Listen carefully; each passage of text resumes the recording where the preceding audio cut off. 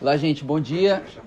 Todos bem-vindos aí à formação. Hoje a gente vai iniciar uma série, de formações sobre alguns livros que a gente julga importantes, para a vida espiritual e principalmente para nós como católicos, para crescermos bastante em espiritualidade e também na intelectualidade, Então a gente vai iniciar aí essa primeira formação, essa primeira série de 4, formações, com o livro do Padre Sertilanges, não sei se vocês conhecem, tem 2 edições aqui, uma da Biblioteca Católica e outra da edição Quirion,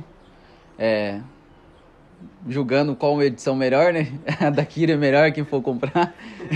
Não descartem também, uma preciosidade também. Que me deu. Mas a gente vai iniciar essa série de formações, a partir agora do Padre Sertilanges, da vida intelectual desse livro. Depois a gente vai falar sobre a Filoteia, o livro de São Francisco de Sales. A gente vai falar também da Imitação de Cristo, de Tomás de Kempis. A gente vai falar também do Práticas no Amor de Jesus Cristo, de Santo Afonso Maria de Ligório. Então a gente vai iniciar aí a nossa série de formações a partir desse livro, que é um livro que eu julgo como, no mundo da cultura do Brasil, está sendo um grande livro importantíssimo, mudando muitas cabeças, muitas mentes, muitos corações, a partir desse homem que um dia disse o seu sim para Deus como sacerdote e também para sua vocação intelectual. Então, trazendo alguns aspectos bem introdutórios sobre esse livro, iniciando que esse livro aqui, ele foi um livro escrito por um padre dominicano, francês, o padre Antonin Damascene Sertilanges. Não tem muitas coisas sobre a vida dele, que eu acredito que ele tenha sido um padre bem agindo no secreto, um padre bem silencioso. E isso dá para ver em suas obras, como fruto de uma vida interior, de uma vida aprofundada na vida de Deus. Então não tem muito sobre a vida dele. Mas há muitos sobre pessoas que escreveram e falaram sobre este livro. Então, se você pegar os grandes intelectuais aí do Brasil que você julgue como grandes intelectuais, você pode ter certeza que a formação e o fundamento da sua vida intelectual foi a partir desse livro. Você pega, por exemplo, você vê a série da tradição da intelectualidade do Brasil. Você pega, por exemplo, o padre Paulo Ricardo. O padre Paulo Ricardo, a gente sabe que ele é uma bomba do inferno aqui no Brasil, O que aquele homem que faz só em Cuiabá, sentado, participando, celebrando os missas, atendendo confissões e mostrando tudo o que é base e fundamental para a vida espiritual de um católico no Brasil. A gente vê o quanto é importante. Então ele também teve a sua proximidade desse livro. A gente vê o Olavo de Carvalho, ainda que tenha os seus inumeráveis defeitos, mas nessa edição que ele trouxe como prefácio, da edição Quirion, ele fala que esse livro foi o livro que trouxe todo o sentido, para a sua vocação intelectual. Ele que deu esse norte de saber o que as pessoas brasileiras precisavam de ter uma vida profunda e interna. Então, por isso ele teve como vocação intelectual de tirar aqueles intelectuais de elites, Aqueles intelectuais nas televisões, nas rádios, falando de vários outros assuntos, mas sem nenhuma profundidade e nenhuma importância para nós. Então, a gente vê bastante essa profundidade, a gente vê o Guilherme Freire, o Vitor Salles Pinheiro. Assim, a gente pode citar muitos nomes, como Rodrigo Gurgel, que fala sobre literatura. Então, há muitos homens que você podem ver no YouTube que são homens assim preciosos para o nosso Brasil e que Deus tem levantado a partir de um padre que decidiu a sua vida por Deus. Então, a gente vai se aprofundar sobre isso. Peço para vocês bastante paciência, tá bom?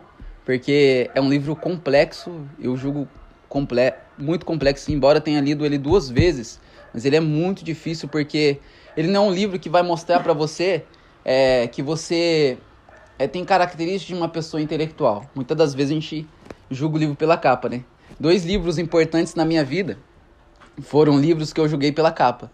Um é o Prática do Amor de Jesus Cristo e o outro é o Vida Intelectual.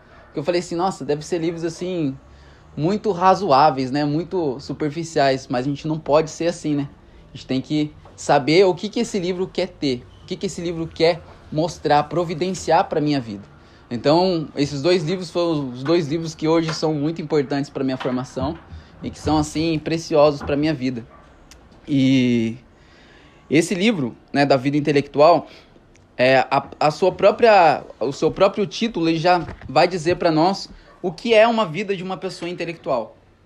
Muitas das vezes as pessoas podem achar que o intelectual é uma pessoa que já nasce sabe, uma pessoa que já sabe todas as coisas, todas as conceituações, todas as razões, todos os fundamentos que existem e que movimentam o mundo. Na realidade não é isso.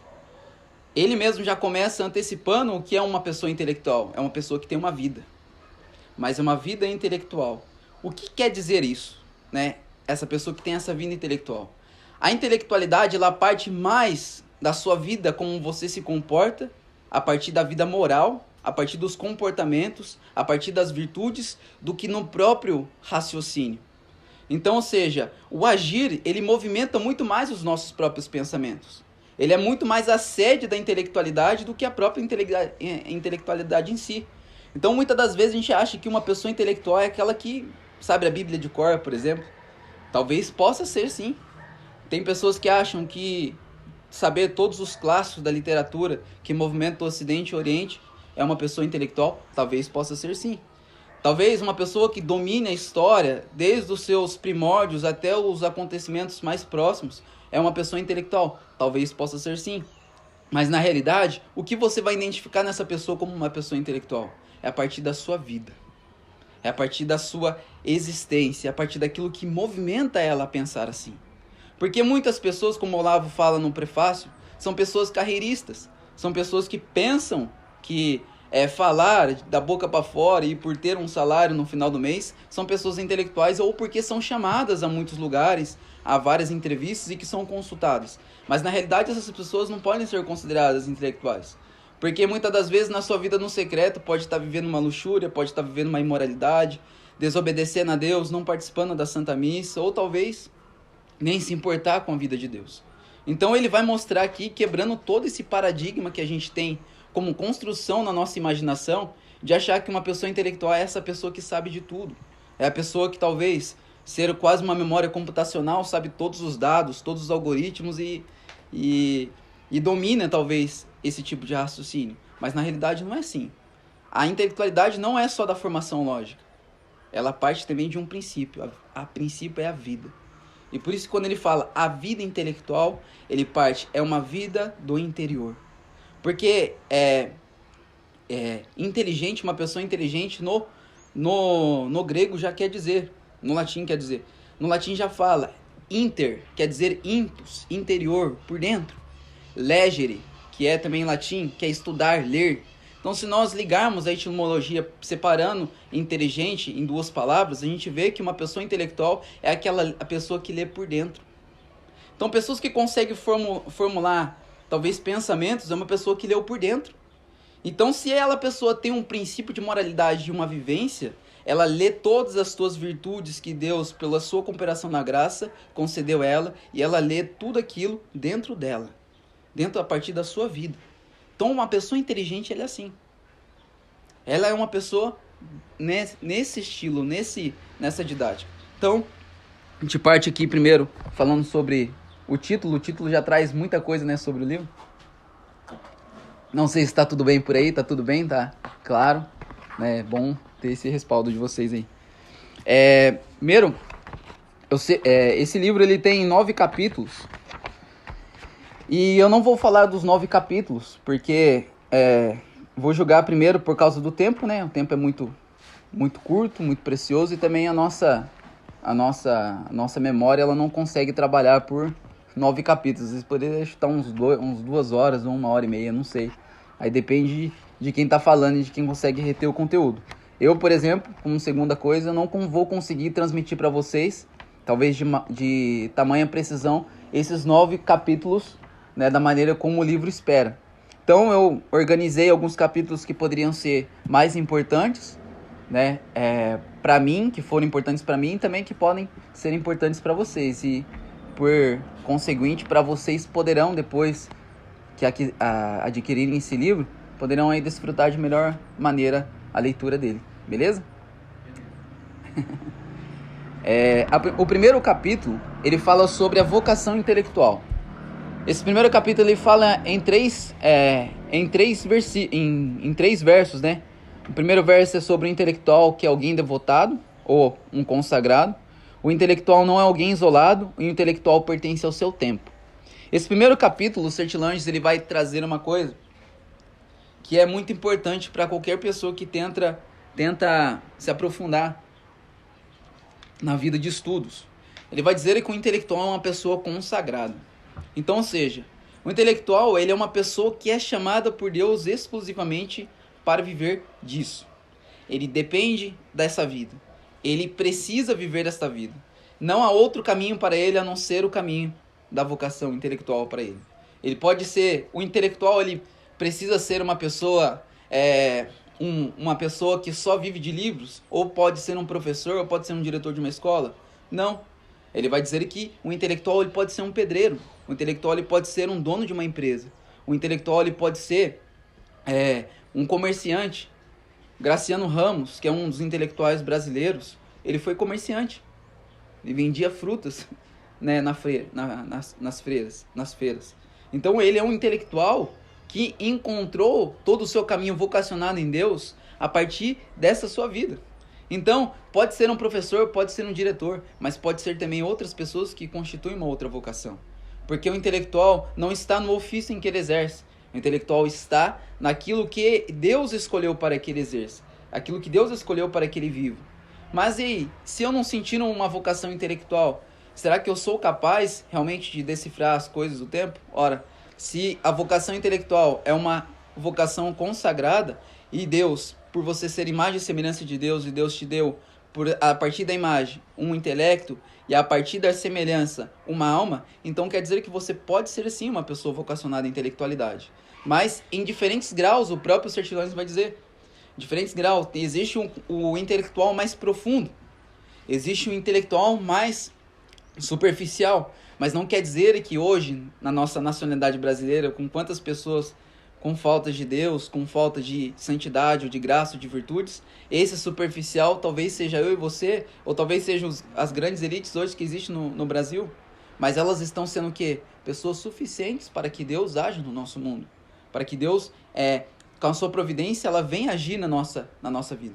Então esse intelectual já é o suficiente, porque ele encontrou em si, ele encontrou na vida vocacionada por Deus e consagrada, a fonte necessária para a sua subsistência.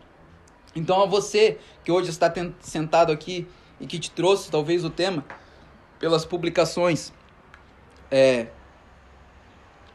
um caminho bom de tentar entender o que Deus espera de você a partir desse tema. Então a você também foi uma pessoa vocacionada e consagrada a ser uma pessoa intelectual. Mas tudo isso depende de você. São José Maria Escrivá, no livro, quando ele vai falar sobre a formação e os estudos, ele vai falar assim: se tu pode ser sábio, nós não lhe perdoamos se vós não sejais. Então, você pode ser sábio, você pode ser uma pessoa intelectual, mas uma coisa que ele vai falar sobre a vocação, que é alguém consagrado, o Sertilanges, ele vai dizer assim: pensa nas pessoas que dependem desta tua vocação. Pensa em tantas almas que tu pode salvar, aqueles a quem você transmitir algum conhecimento. São José Maria Escrivá fala que muitas das coisas as pessoas podem entender pelo livro, mas basta um professor, na sua forma didática, de exemplificar e simplificar aquilo que está escrito, é de uma grande profundidade, de grande serventia para nós. Então, se você hoje tem uma vocação e que pode decifrar para as outras pessoas da melhor forma possível, meu irmão, você está perdendo tempo. Então, é Deus te chamando. Não depende só de você, mas pensa na dependência que outras pessoas terão porque você hoje ter uma aproximação por Deus a partir dessa vocação. Então, Sertilanges, no seu primeiro versículo, ele já começa a te provocar, sabe? Ele começa a te provocar. Tem uma frase dele que é maravilhosa, tá logo no primeiro versículo, que é bem conhecida, né? Ele fala assim: obter sem pagar é um desejo universal, né? É um desejo universal. Quem não quer obter alguma coisa sem pagar? Mas ele vai dizer depois, ele te provoca, de corações fracos e de cérebros enfermos. Enfermos no quê? Quais são esses cérebros enfermos? Enfermos na superficialidade, das imediatezes desse mundo, dependendo da economia, dependendo da política, dependendo da ação de outras pessoas. Esses são os cérebros enfermos. de corações doentes são aqueles corações que estão apaixonados pelas coisas passageiras, pelas coisas mundanas e superficiais. Esses são as pessoas que querem obter sem pagar. Será que eu e você nos enquadramos nisso? Se eu e você nos enquadramos, e logicamente por termos a tendência ao pecado, muitas das vezes nos enquadramos. Mas para sanarmos essa doença e essa enfermidade do nosso cérebro e do nosso coração, é só nós darmos o nosso sim a essa vida e essa vocação, que é a vocação intelectual que Deus nos chama. Então, ele, a partir desse momento, ele já nos provoca, né, sobre esse quesito. A outra parte, ele vai falar que um intelectual não é alguém isolado. Aqui é tão interessante, né, essa parte, porque quando você pensa, né, numa pessoa intelectual, é uma pessoa que está no seu quarto, né, não quer incômodo com ninguém. Acho que se você bater no quarto, lá na porta, no escritório de alguém, essa pessoa ela xinga, ela briga, é uma pessoa mal-humorada. Mas Sertilange, ele é tão excepcional nesse quesito porque ele fala que o intelectual ele não pode ser uma pessoa isolada. Porque ele vai dizer assim, antes que o intelectual seja uma pessoa vocacionada por Deus a ser intelectual, ele está dentro de um corpo. Então, ou seja, ele é um ser revestido de homem, de humanidade. Então quer dizer o quê? Um homem, ele não só vive do princípio intelectual, ele não só tem o intelecto, mas ele tem emoções, ele tem sentimentos. Então, como é que uma pessoa intelectual ela vai tentar influenciar outras pessoas se ela não tem convívio à comunidade? Se ela não tem convívio às outras pessoas? Então, ele já quebra esse paradigma, achando que essa pessoa intelectual é aquela pessoa que está reservada do mundo. Mas, na realidade, não. As pessoas que são intelectuais são as pessoas mais ativas do mundo. Você pega, por exemplo, os maiores santos do mundo, como eu sou devoto de Santo Afonso.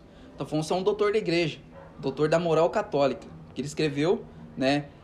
Hoje, graças a Deus, Santo Dom Bosco já traduziu os 8 tomos de 600 páginas que ele escreveu. E cada página e cada livro tem 6.000 citações de vários santos, de vários teólogos. Então pensa naquele homem tentando escrever aquilo lá, e tirando ainda que ele não tinha Word, não tinha Excel, não tinha computador naquela época. Pensa ele tentando escrever tudo aquilo na pena. Penou mesmo, né? Literalmente. Mas pensa também que ele era um fundador de uma congregação, a Congregação dos Redentoristas. Pensa também que ele era um bispo de Santa Águeda dos Godos, onde tinha maior influência do protestantismo, onde existia um laxismo. O laxismo quer dizer pessoas que eram frouxas, pessoas que eram tíbias e que não tinham conhecimento da fé. Pensa esse homem cuidando de muitos redentoristas, cuidando de uma diocese e tendo que escrever um livro desse, de 8 tomos, e que deu para ele a titularidade de ser um doutor da moral católica.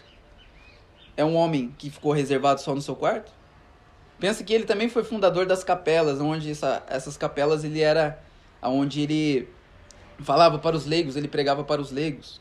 No seu 2º ano de sacerdócio, ele ficou doente porque era tanta exigência de ser missionário na Itália, ir nos campos, pregar para aqueles que não conheciam e não tinham a acessibilidade, né, do conhecimento ali.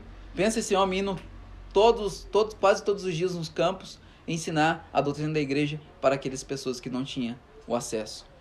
Esse homem era um homem que ficava reservado no quarto, lendo? Não. Esse homem era um homem ativo. Santo Tomás de Aquino era do mesmo estilo. Os doutores da igreja são do mesmo estilo.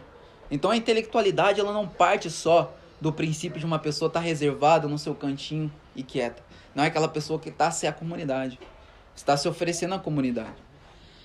E aí, quando ele fala que essa pessoa é uma pessoa que não pode ficar isolada, ele mostra que também você, por estar no meio do povo, por estar no meio das comunidades, é uma pessoa que está suscetível ao aprendizado com os demais. Suscetível ao aprendizado com a comunidade e com aqueles que têm ali a oferecer. Porque como eu iniciei com vocês falando sobre a vida intelectual, é uma pessoa que está ali exercendo todo o seu ser, toda a sua vida, em virtudes, em favor de virtudes, em favor de trazer e transmitir às outras pessoas aquilo que ele precisa aprender e aquilo que ele precisa ensinar à comunidade. Então, né, a parte que ele fala que o intelectual não é um ser isolado, ele trabalha dentro dessa didática para nos ensinar que não é uma pessoa que fica reservada no seu quarto ou que fica fechada no seu mundo, mas é um intelectual que está pensando em todo o seu ser, em todo o conjunto da sua humanidade. Depois, ele vai falar no terceiro versículo, o intelectual pertence ao seu tempo. Isso aqui é muito importante para a gente como católico. Por quê? Porque muitas das vezes a gente, por sermos católicos, né, a gente fica muito fechado àquilo que já passou, aquilo que foi tempos atrás, aquilo que foi no tempo de Cristo, aquilo que foi na Idade Média, ou todos os acontecimentos antes de existir a história, e a gente santifica esses tempos achando que foram os tempos esplêndidos. Mas a gente não tem aquela capacidade de entender que até mesmo nos próprios períodos, até mesmo na Idade Média, foi períodos difíceis de se viver como católico. Muitas das vezes a gente não para pensar. E ele, por ser um padre católico, entendeu perfeitamente que existe uma grande deficiência de um intelectual ficar aprisionado no passado. Principalmente os historiadores, né? Ficar aprisionado no seu passado. Se você não entender que essa vocação intelectual é uma vocação que você está pertencendo ao seu tempo, de que você está vivendo aqui o agora, e que esse tempo exige de você um conhecimento para desfrutar a própria vocação futura das pessoas que te rodeiam, se você começar a entender essa sua vocação, você vai ver que esse intelectual, ele não pertence só ao passado, mas ao presente. É tão importante ele falar sobre isso, porque, de fato, muitas pessoas elas se prendem, por exemplo, na Idade Média. Você pega na Idade Média, você fala, nossa, na Idade Média tinha Santo Tomás de Aquino, na Idade Média tinha 6 católicos, você via muitos santos, né? São Francisco de Assis, você fica, né? Nossa Deus, por que você me fez nascer aqui no século XXI com essas barbaridades, ainda mais no Brasil, com essa dificuldade que a gente tem aqui? Por que o Senhor me trouxe aqui, né? Não poderia colocar eu ter nascido do lado, igual um Frei Leão do lado de São Francisco de Assis? Você fica, né, questionando tanto. Até mesmo você que tem um santo aí de devoção, você fala, nossa, eu poderia ter nascido lá do lado de São Felipe Neri, ter sido cuidado no oratório dele. A gente que pensa muito assim, né? A nossa imaginação, ela é igual uma criança, né? Ela vai longe se você der alimento para ela. Então, o que acontece? Ele fala isso, e é tão importante isso para nós, porque Você vai sentar aqui na frente, aqui, amor? Você vai perder aqui? Mas é tão importante esse quesito, porque assim, se você for observar, e esse é um dos pontos em que ele chega a pontuar aqui, que ele fala assim, que esse vocacionado, ele pertence ao seu tempo pelo simples fator. Deus, ele te chamou. Deus, por ser o Criador, ele poderia não ter concedido a você a vida. Você não poderia ter existido. Mas se você existiu hoje, é simplesmente porque Deus quer fazer de você uma pessoa que foi notoriamente, assim como foram os santos, pessoas maravilhosas e que foram notáveis para gerações posteriores. Então são pessoas, vocês são providência de Deus nesse período. E se hoje nós estamos aqui no Tues Pedro, onde que nós estamos aqui, dentro desse lugar que não tem nem parede, nem teto direito, a gente comprou as mesas e as cadeiras agora por causa da providência de vocês nos ajudarem. Se a gente tem tudo, ainda que seja pouco, se a gente ainda tem tudo e tem pessoas aqui, que é o mais importante, você foi uma pessoa e é uma pessoa eleita por Deus. Esse é o princípio que ele fala. E não quer dizer que você não deva olhar para as pessoas do passado, mas ele mostra para você como se fosse um óculos no meio de uma miopia, de olhar certo. Olhar para as pessoas do passado de uma maneira em que elas consigam estimular você, ainda que sejam difíceis de viver no tempo presente. Mas observar o quanto eles foram heróicos, o quanto eles foram pessoas maravilhosas e o quanto nós temos a oportunidade, através da igreja, de ser influenciado por eles. Então ele mostra que a história, a partir da história, a gente tem que pensar dessa maneira quando formos ler. Quando nós apreciarmos nas leituras dos santos e na história da igreja isso. Então, quando a gente olhar para o passado, olhamos não de maneira pegada, não de maneira assim, nossa, que maravilhoso aquele espetáculo que foi a cruzada, mas o que você pode fazer sob a influência daqueles homens do passado da cruzada e que você pode fazer hoje. Isso é importante para o nosso intelecto, para trazer argumentos, até mesmo com as próprias tentações, para a gente não ser, talvez, omissos na nossa própria vocação. Porque quando nós olhamos muito ao passado e apegados ao passado, a gente fica omisso, a gente fica inerte, a gente fica, sem movimentos. Então a gente acaba não fazendo nada, porque quando nós olhamos para a nossa paróquia cheia de TL, quando nós olhamos para as outras pessoas que pensam filosofias diferentes, a gente não tem mais vontade de agir. Porque para eles no passado parecia ser mais fácil. Mas isso é uma falsidade de Satanás para a gente. Para a nossa vida intelectual. A gente não pode ser suscetível a isso. Pensemos que agora o intelectual, uma pessoa vocacionada, uma pessoa de Deus, ela pertence o seu tempo, ela pertence o aqui e agora. Se eu fosse, por exemplo, aquelas pessoas dando uma fórmula mais prática. Pessoas hoje que casam. As pessoas querem ter filhos. Lá na fábrica lá tem um cara que trabalha na logística lá que tem 4 gatos. E não é casado. Eu falei pra ele, nossa, cara, mas como que você consegue cuidar de 4 gatos, cara? Imagina aqueles bandos de peludinho lá soltando pelo no seu sofá, arranhando no seu sofá, destruindo o seu sofá. O tanto de dinheiro que você pode gastar com veterinário, o tanto de dinheiro que você pode gastar com um sofá por ano, você pode sustentar 2 ou 3 filhos, se for parar pra pensar assim. Então, olha pra você ver como que tá hoje. E se eu fosse parar pra pensar, eu e a minha esposa, hoje, pra viver a vida que nós levamos, e observarmos só o passado que tinham muitos filhos, e que tinham, 9 filhos, 15 filhos, se a gente for parar nesse tempo, a gente acaba não vivendo e sendo omisso à vocação que Deus nos pretende hoje, aqui e agora. Então a gente não pode ficar dentro de uma bolha, exclusivo, só pensando no passado. A gente tem que pensar no passado no sentido providencial que Deus quer, e quer que a nossa vida seja influenciada. Então, essa parte que Sertilanges vai falar nesse primeiro capítulo e encerra, é dessa maneira que ele começa a quebrar pensamentos errôneos de uma pessoa que julga o intelectual como se uma pessoa chata, uma pessoa isolada. Se você for parar para pensar, pessoas intelectuais que julgam intelectuais, que são aqueles mexericos na internet e nas emissoras, você pode ficar com um ânsia de querer estudar, de querer ler o livro. Você pega um Mário Sérgio Cortella, você pega um Pondé, você fica com vontade de vomitar. Sendo assim, bem educado, não fala coisa pior. Mas isso é verdade. Eu uma vez assisti o Roda Viva, onde estava o Leandro Carnal, Mário Sérgio Cortella e o Luiz Pondé. Me desculpa, gente. É muito difícil tentar encontrar neles um verdadeiro sentido de uma vocação intelectual. Uma coisa que eles falaram assim, que eu achei um absurdo, assim, até quero falar pra vocês. Tava lá sendo questionado e tal, aí eu acho que foi o Luiz Pondé que falou, cara, imagina que coisa chata você ficar na esperança do céu e saber que no céu não vai ter livros.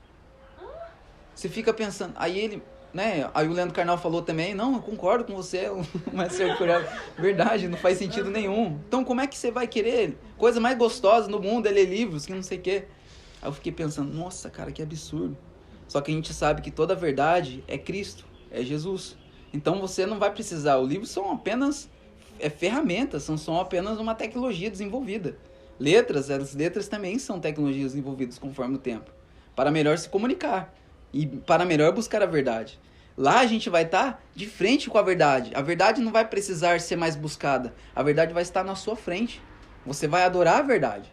E o único fundamento de ser uma pessoa intelectual é você ser submisso à verdade. E ele até fala num desses versículos, que ele fala assim, que o intelectual ele só pode ser intelectual quando ele for escravo da verdade. Então ele só consegue ser isso se ele for escravo da verdade. Mas imagina você pensar desse jeito assim, cara. O que eu vou ficar fazendo com esses livros aqui se eu não tenho uma razão e uma esperança de viver a eternidade no céu? Para mim é loucura. Então, encerrando esse capítulo aqui, esse primeiro capítulo, ele fala basicamente sobre esses pontos, de uma pessoa que tem uma vocação intelectual e os motivos como ela precisa exercer essa vocação intelectual.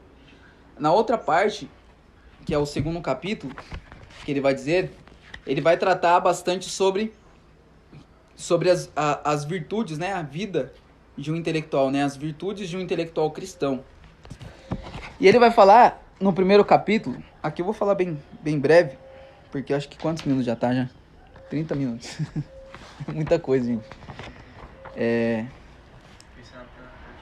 Oi? Depois eu abro partilha. Quanto tempo que ficou mesmo? Partilha? Esse aqui é o chefe, irmão. Não era o seu pai fundador? Não. O André é fundador de tudo, filho.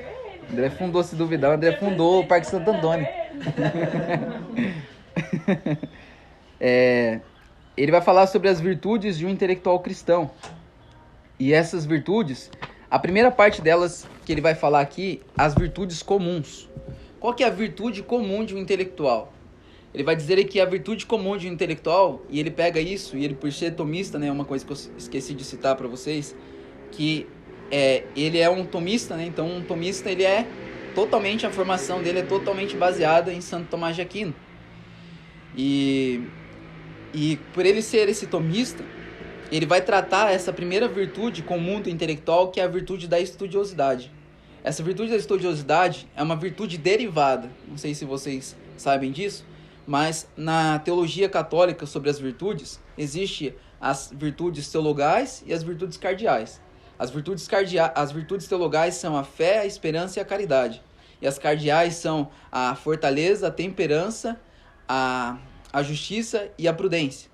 Então, todas estas virtudes, elas ainda existem outras virtudes. Às vezes vocês vão, nossa, mas cadê a perseverança, a castidade, né? Cadê as outras demais virtudes? Na realidade, todas as outras virtudes são derivadas. Então, essas virtudes aos quais eu citei entre as 7, elas são virtudes principais. Uma, sendo exercida, influencia a outra. Assim como os vícios, quando são exercidos, influenciam outros vícios. Por isso que existem os 7 pecados capitais. Então, na realidade, quando você exerce uma virtude, por exemplo, a virtude da temperança, há uma cadeia por trás que, entre todas as outras virtudes, são também influenciadas e exercidas. Mas a virtude da temperança, ela tem uma virtude derivada que se chama a virtude da estudiosidade. Então, Sertilanges, quando vai falar sobre a virtude da estudiosidade, ele fala uma coisa assim que é muito importante. Que ele fala, a virtude principal de um ser intelectual é a virtude da estudiosidade. Mas, porém, existem 2 oposições a esta própria virtude. A primeira é a curiosidade e a segunda é a omissão, a negligência, a preguiça. Então, quando ele vai falar sobre esta virtude da estudiosidade, ele vai falar que existem os seus excessos. E por ser virtude da temperança, que é o equilíbrio, aquela que modera as nossas ações, então às vezes a gente vai partir pela excessividade. E quando nós partimos pela excessividade, a gente pode pecar pela curiosidade. O que é um pecado pela curiosidade? É um desfoco um objetivo. Por exemplo, se hoje eu quero ler um livro que fala sobre vida intelectual, eu vou pegar tudo isso, vou colocar como grade dos meus estudos. É que nem uma universidade. Quais são as grades do seu estudo sobre língua portuguesa? Vai aparecer lá sílabas, vai aparecer sílabas tônicas, um monte de coisa de grade. Então você vai estudar aquilo para você reter melhor. Tudo que faz você ir fora desse foco, ela pode acabar sendo uma curiosidade. Que de fato não pode ser também achando que nós estudarmos um pouco sobre política ou alguma outra coisa pode desviar ou ser curiosidade. Mas na realidade pode ser curiosidade tudo aquilo que não depende de um fundamento da verdade quando você busca um determinado estudo. Então isso às vezes pode acontecer. E o outro excesso que acontece é um excesso sobre a preguiça, a omissão, a falta de esforço de poder buscar um certo conteúdo ou por achar o conteúdo difícil demais. Mas na realidade você só consegue construir alguma coisa quando você tem perseverança, quando você é constante, quando você persevera. Então quando a gente desanima ou tem alguma preguiça ou deixa pro dia de amanhã, a gente acaba pecando com a omissão ou com a preguiça. Então essa parte aqui que ele vai falar sobre essas virtudes mais comuns é essa virtude da estudiosidade. Porque ela cura... Obrigado, meu irmão. Nossa, Deus abençoe, viu? Só porque é o Ian, né? Fala isso não, que eu fico vermelho. Quero ver se nos outros vai ser assim. A Mari distrai a gente demais, né? Desculpa. Brincadeira. E quando ele vai falar sobre essa virtude da estudiosidade, ele começa a mostrar para nós o quanto ela é importante para aquele homem, né, intelectual, o quanto ela é fundamental para aquele homem intelectual. Ele vai dizer ainda, ninguém é autodidata, ninguém nasce sabendo. Todos nós, conforme o tempo, somos pessoas que somos desenvolvidas, as nossas faculdades elas são desenvolvidas. Então o que você vai fazer? Aí ele vai falar que uma das ferramentas próprias da estudiosidade é os livros, é um conhecimento com um professor ou com alguém que você julga que é uma pessoa assim, uma pessoa competente para mostrar para você os fundamentos e as necessidades de uma vida intelectual. E para sanar também as suas dúvidas e para que você consiga alcançar a verdade. Então, ou seja, quando você começa a buscar nos livros, você começa a desenvolver esse interesse, você vai adquirir uma virtude. E pensa, até postei isso no Instagram, e pensa bem, muitas das vezes a gente tem o pecado da preguiça e a gente quer vencer ele de qualquer jeito, né? A gente quer tentar destruir esse pecado capital, como diz Santo Agostinho, que é a mãe de todos os pecados, né? Mas a gente não para pensar que um pecado capital ele pode ser destruído por uma pequena virtude que é derivada da temperança, que é a virtude dos estudos. A gente começar a pensar e trabalhar nisso, você vai ver o quanto de avanço na sua vida, talvez imoral pela busca do prazer na preguiça, ela pode ser regulada através dessa pequena virtude. Então, o Ser de Langes, ele coloca isso como o primeiro princípio moral da vida de um católico. E ele vai dizer ainda, né, citando Santo Tomás de Aquino, ele vai dizer assim que o exercício das virtudes, elas são próprias para simplesmente alcançar a sabedoria. Elas são um bloqueio às paixões para nós alcançarmos a sabedoria. Porque as paixões, os pecados, elas são como se fosse uma neblina. Elas obscurecem a nossa razão. Elas não conseguem fazer nós enxergarmos a luz. Ela não consegue fazermos nós enxergarmos um degrau que está na nossa frente, um palmo da nossa mão que está na nossa frente, para entendermos a perfeição de Deus, para entendermos a situação da nossa vida e para nós iniciarmos uma evangelização e ensinar as outras pessoas.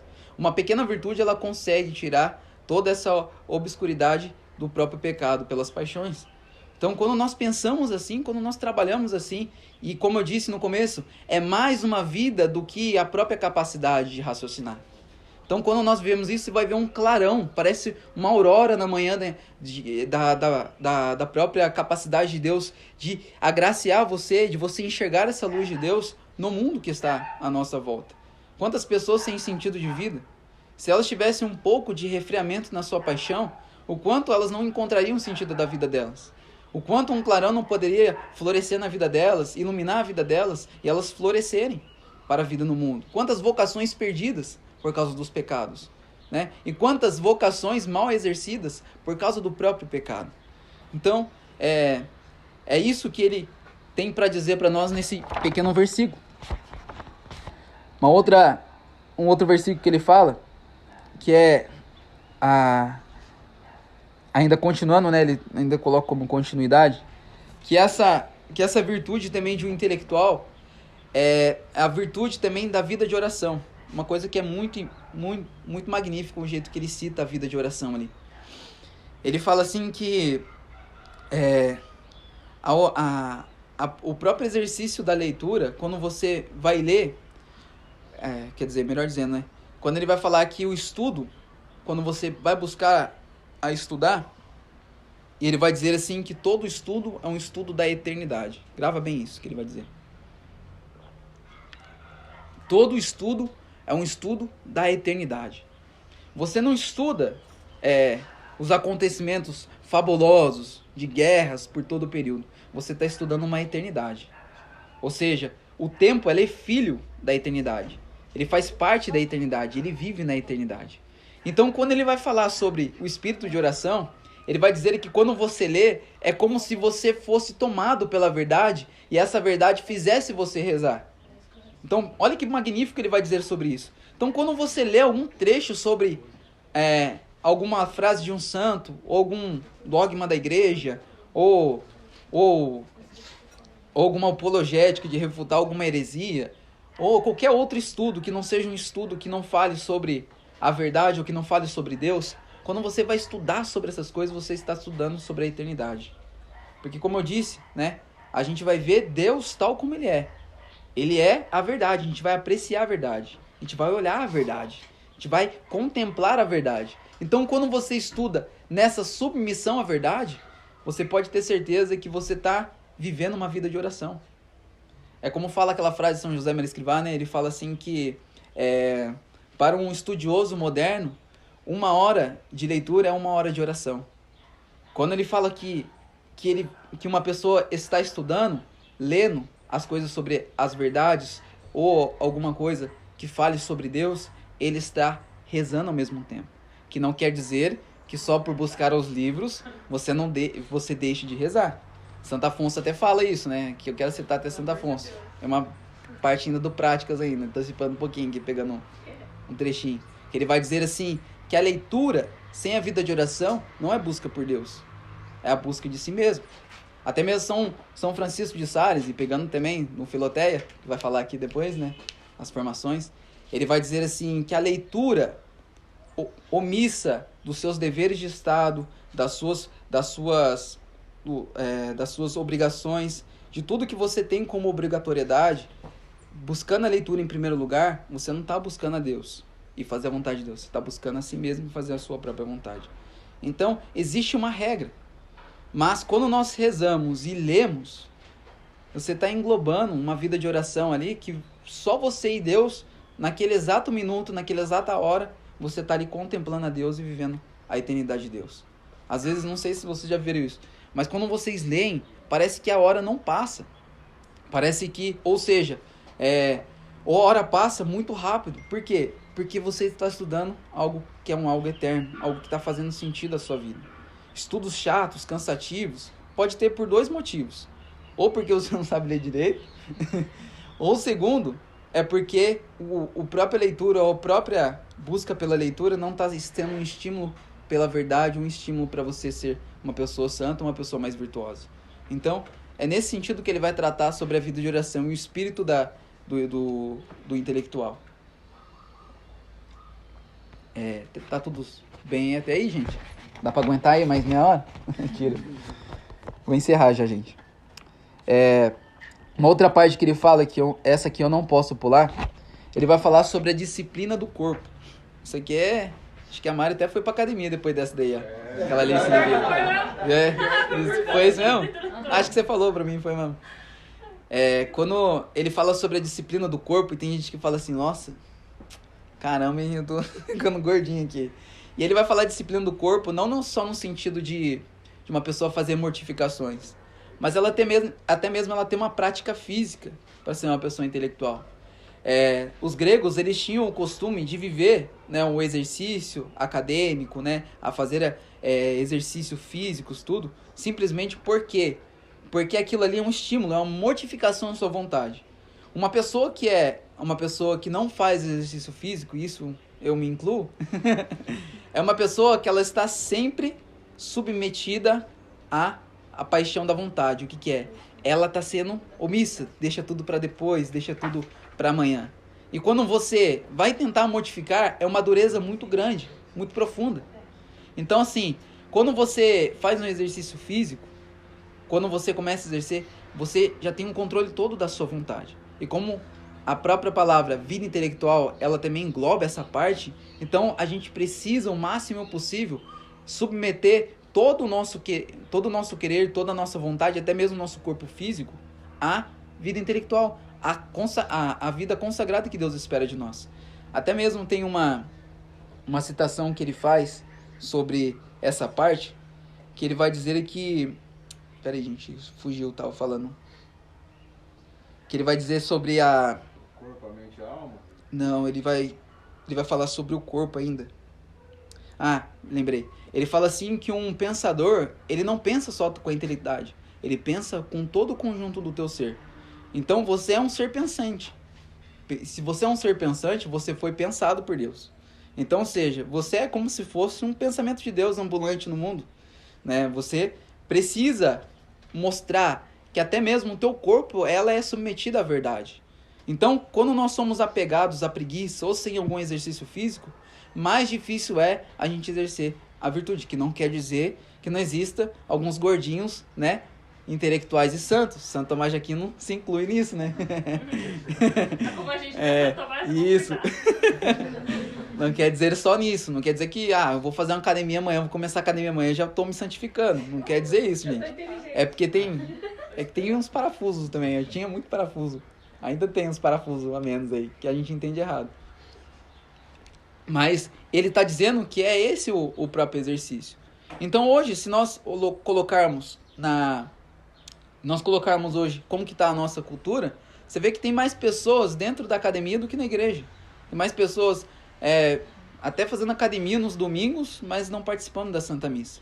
Então, ou seja, é um erro também de valor. São valores sendo invertidos né, nessas verdades. E que na realidade as pessoas não podem ser excessivas na sua busca.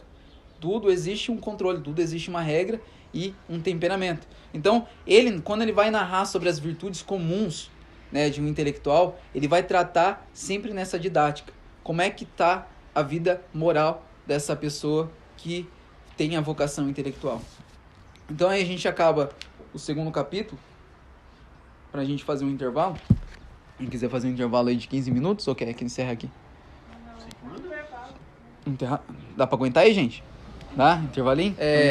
Faz um intervalinho. Retomando sobre a nossa formação, vou falar só o último pedaço. A gente falou só de 3 capítulos. Vou pro terceiro ainda, né? A gente falou só de 3 capítulos. As outras partes que eu tinha preparado, vou deixar para vocês comprarem, né? E vocês providenciarem esse livro. Caso alguém tenha também esse livro, que possa consultá-lo, lê-lo, relê-lo novamente. Então fica aí a critério de vocês. Aí, ó. A Mara não estava no começo, mas ela também indicou o preto, viu? A melhor versão. É melhor, né? E a gente vai agora pro terceiro capítulo. O terceiro capítulo fala sobre a organização da vida.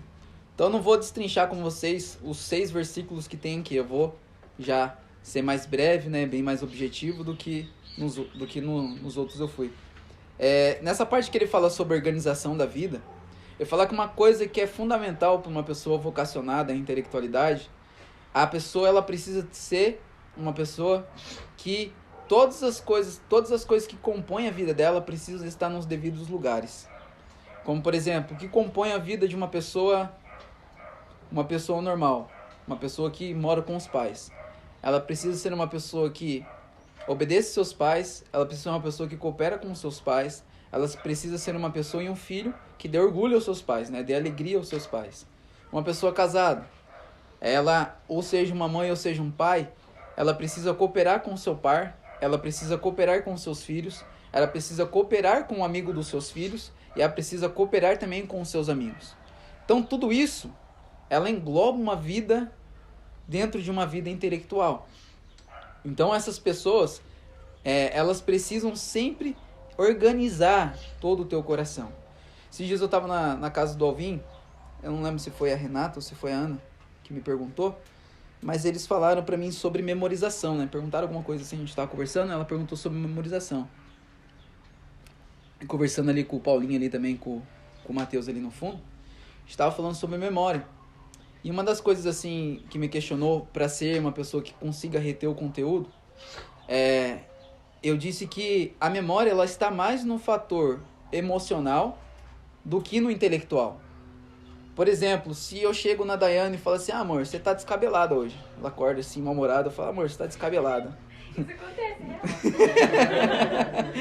Tá descabelada, amor. Aí, se ela tiver mal-humorada, não acordar bem com os nervos dela, o que vai acontecer? Ela vai guardar aquilo pra sempre no dia dela. Pode até perpetuar até que a morte nos separe. Até no céu, né? Fala pra Deus lá, Deus, a única coisa que não purificou foi essa lembrança aí no purgatório. Pode voltar. Pode voltar lá. E o que vai acontecer? A nossa memória ela é muito mais emocional do que intelectual. Então, se eu e você temos alguma coisa fora do contexto, desorganizado na nossa vida, aquilo vai nos incomodar. Então, vai ser difícil para a nossa vida a gente reter algum conteúdo, memorizar algum conteúdo. O André, por exemplo, ele é casado, pai e é fundador de Santo Antônio e de todas as empresas de Jacareí. Brincadeira. Ele é empresário, tem um legado e tem um Tu És Pedro e agora está na pastoral da família. O que vai acontecer? Mais que ele tenha muitos ofícios a serem exercidos, ele nunca vai conseguir reter todo o conteúdo. Dando um exemplo pra você, não sei se você me permite também, né? Ah, permite, né? Nós é parceiro. Ele só vai conseguir reter o conteúdo se for um conteúdo objetivo a esse fim que ele exerce. Então tudo tem que estar ali organizado. Ele tem que estar bem com a esposa, tem que estar bem com os filhos, tem que estar bem com o funcionário, tem que estar bem no legado, tem que estar bem no Tu És Pedro, em tudo que ele exerce. Então a organização ela é fundamental para o intelectual, porque senão ele vai ser como as moscas, né? O que uma mosca faz quando está em cima da pia? Ela pousa no prato, pousa no copo, pousa na torneira, pousa no fundo da pia, pousa em tudo, pousa na toalha. Ela vai ser essa mosca que fica, né? Que nem aquela palavra que a gente fala, você tá moscando, porque tá pulando sempre em vários outros assuntos. Então a gente não pode ser uma pessoa assim. O intelectual é uma pessoa organizada, não é uma mosca que fica em todos os outros afazeres, mas é uma pessoa organizada, que tem um objetivo e organiza toda a sua vida. Se eu estiver bem com a Daiane no dia, facilmente eu vou estar retendo um conteúdo, porque a minha vida está organizada. Se eu estiver educando as minhas filhas, a Marinês e a Marisabel, e a Providência de Deus está vindo aí, não sei que sexo que é esse. Eu só faço. Esse filho aí. É. Deus seja louvado o que vier. Mas se a gente estiver ali focado na educação das nossas filhas, organizando a vida delas para que elas consigam ter uma educação, facilmente eu vou reter o conteúdo. Porque a minha vida está organizada. Então, a organização da vida que ele vai falar é fonte primordial para um intelectual. É fonte primordial. Porque, por exemplo, na faculdade da memória, quando você está lá na sua casa e você sabe onde você guarda suas roupas íntimas, você sabe onde que tem as camisas para sair, as calças também para sair, você sabe onde que é a roupa suja, tudo isso em um lugar específico, certo? Se você toda semana for guardar em diversas gavetas ou diversos cestos de roupa suja, você vai saber onde que está a sua roupa? De jeito nenhum. Então a mesma coisa a vida da nossa faculdade de memória.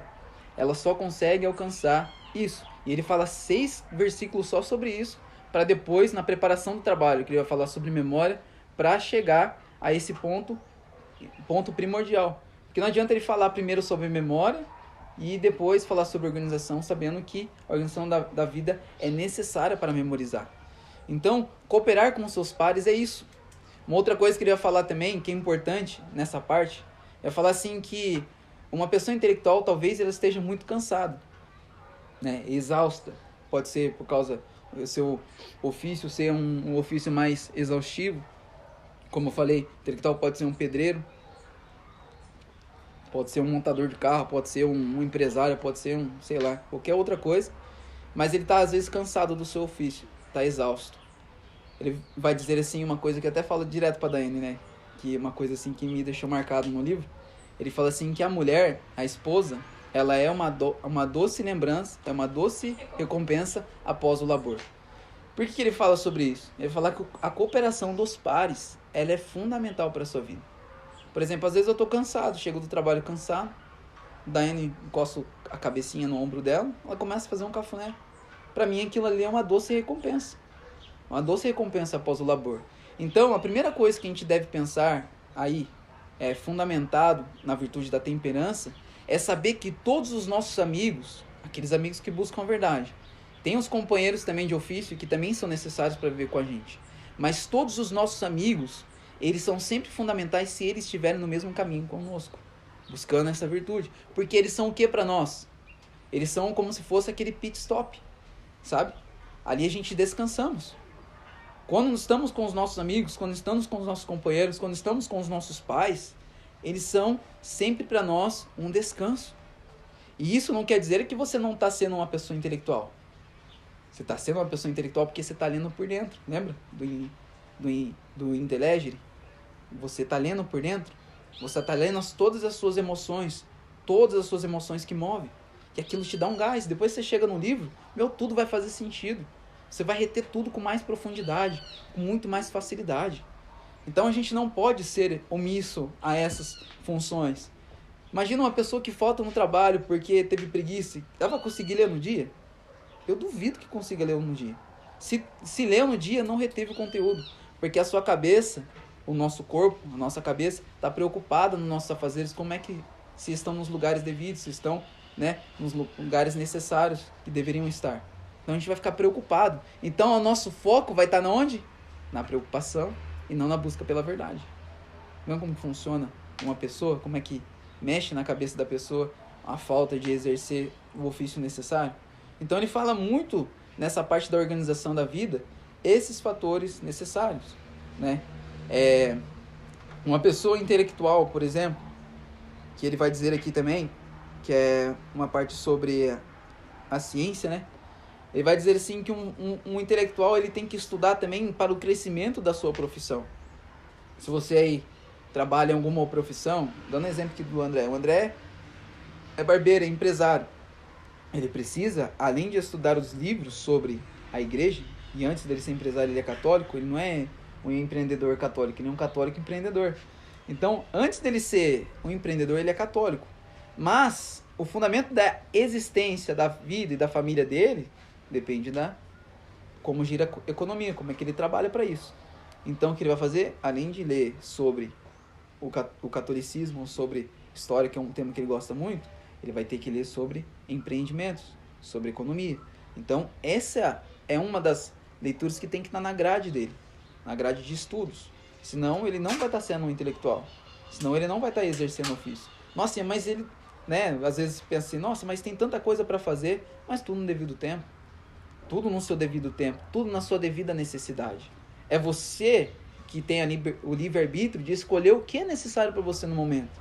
O que Deus está incomodando? Eu não sei se você tem isso, mas eu tenho. Às vezes estão incomodando de alguma coisa, de que eu preciso aprender, e eu vou consultar, eu vou buscar, eu vou procurar sobre isso. E eu acho, porque aquele Deus que vive, aquela verdade que vive dentro de nós, é o primeiro indicador de livros para nós. É o primeiro indicador dos estudos que eu e você devemos buscar. Então é assim, né? Para você ter noção, agora eu estou fazendo letras, eu quero entrar para a área da educação. Eu estou indo trabalhando na Sherry, né, como operador, monto carro. Que sentido que tem essa minha vida? Né? Você pode pensar assim, que sentido tem essa minha vida?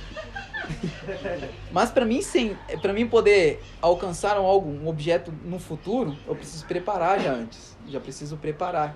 Mas não quer dizer que eu vou deixar de exercer o meu ofício atual, a minha obrigação atual da melhor maneira. Vou estudar, vou buscar sobre as coisas de montagem de carro, tudo que tem como gira um processo numa fábrica, numa indústria. É necessário isso. Mas tudo isso é uma vida e um objetivo de ser uma pessoa mais virtuosa, de ser uma pessoa mais santa. Imagina você como católico lá no meio de uma empresa e você faz tudo errado, você não está nem aí para nada. Isso aqui não importa, isso aqui é passageiro para mim, eu vou viver a vida eterna. Mas sabe lá quantas pessoas que podem ser influenciado por causa do seu bom trabalho, por causa do seu bom companheirismo, por causa do seu boa caridade, que você pode fazer isso. Então, tudo isso movimenta a sua vida. Então é uma pessoa que lê por dentro, o intelectual é essa pessoa que lê por dentro. Quais são as minhas necessidades? E o que o estudo pode me influenciar? Tantas pessoas que eu já vi que falam que os estudos mudaram a vida delas. E é, de fato, o estudo que muda a vida delas. E graças a Deus o Brasil é bem protegido com isso. E tenho certeza que Deus vai proteger muito nós, para que nós possamos crescer em sabedoria e em santidade ao mesmo tempo. Amém? Amém. Queria abrir para pergunta aí, não vou saber responder muita coisa, mas vai que tem alguma coisa aí, né? Quem quiser perguntar alguma coisa, sentir à vontade. Tá certo, isso é bom. É meio desorganizado, mas eu faço um texto para...